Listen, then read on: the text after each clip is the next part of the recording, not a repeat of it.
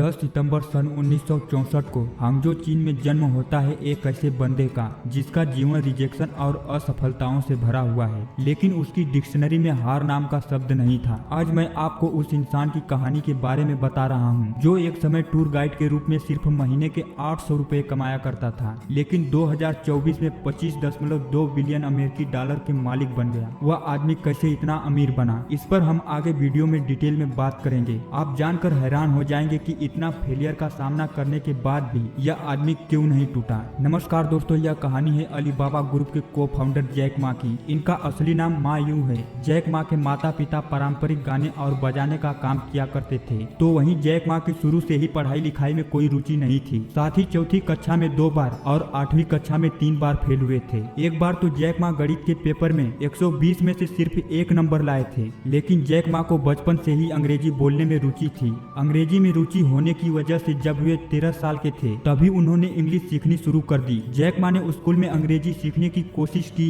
लेकिन उन्हें लगा कि वहाँ का तरीका प्रभावी नहीं था। चीन के स्कूलों में उस समय अंग्रेजी की शिक्षा ज्यादातर किताबों और रटने पर आधारित थी। इसका मतलब यह था कि भाषा के व्यवहारिक उपयोग जैसे बोलने और समझने पर ज्यादा जोर नहीं दिया जाता था, क्योंकि उस समय चीन की प्रमुख भाषा चीनी थी। जैक मा का मानना था कि भाषा सीखने का सबसे अच्छा तरीका उसे वास्तविक जीवन में उपयोग करना है। इसी वजह से उन्होंने स्कूल से पारंपरिक तरीकों से हटकर विदेशी पर्यटकों के साथ बातचीत करने और उन्हें गाइड करने का रास्ता अपनाया। जैक मा हर सुबह जल्दी उठकर हांगझो इंटरनेशनल होटल जाते थे, जो उनके घर से करीब 70 मिनट की दूरी पर था। वह साइकिल चलाकर इस दूरी को तय करते थे। यह उनके अनुशासन और मेहनत का एक बड़ा उदाहरण है। इतनी लंबी दूरी तय करके विदेशी पर्यटकों से मिलने और अंग्रेजी सीखने का जुनून दिखाता है कि कैसे उन्होंने अपनी सीमित परिस्थितियों के बावजूद खुद को बेहतर बनाने के लिए प्रयास किया। उनकी यह आदत उनकी सफलता की नींव बनी। जैक मा ने यह काम करीब 8 से 9 साल तक किया, जिससे उनकी अंग्रेजी बहुत अच्छी हो गई। उन्होंने शुरुआती दिनों में एक के बाद एक नौकरी पाने के लिए इंटरव्यू दिए, लेकिन जैक मा को हर जगह से रिजेक्शन ही मिला। फिर जैक मा ने पुलिस में भर्ती होने का निर्णय किया, लेकिन काफी दुबले पतले होने की वजह से जैक मा को पुलिस की भर्ती से भी रिजेक्ट कर दिया गया।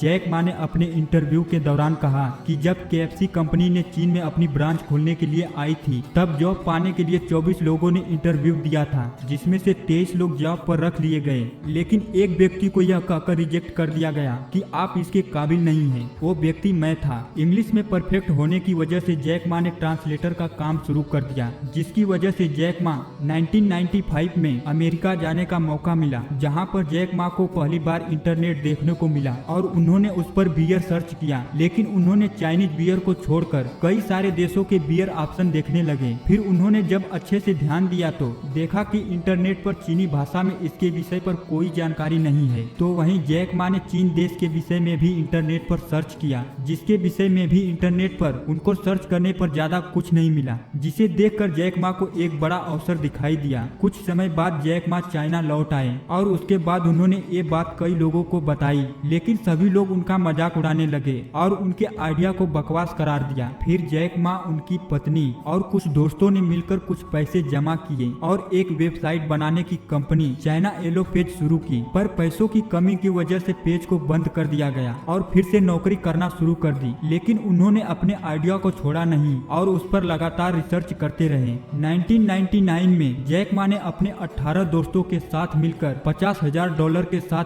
Alibaba.com की शुरुआत की, जिसके बाद से सफलता उनके कदम चूम रही है। अलीबाबा ग्रुप्स ने पूरे विश्व में अपना कारोबार फैला लिया है। अलीबाबा ग्रुप्स का 240 देशों से भी ज्यादा देशों में इसका कारोबार शुरू हो गया। विकिपीडिया के अनुसार अलीबाबा ग्रुप होल्डिंग लिमिटेड में वित्तीय वर्ष 2024 तक लगभग 2,04,891 कर्मचारी काम करते थे। वीडियो अगर अच्छा लगे तो वीडियो को लाइक करें और चैनल को सब्सक्राइब करें।